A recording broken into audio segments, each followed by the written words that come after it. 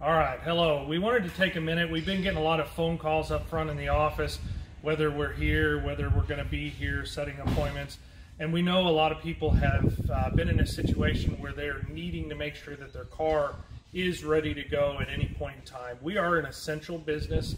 We are taking all the precautions that are recommended by the CDC and everybody that's pushing that information out there.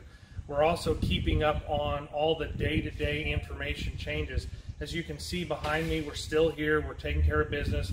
Our staff is taking this really serious to make sure that they're wearing a lot of the gloves, disinfecting before and after when we return the car to you.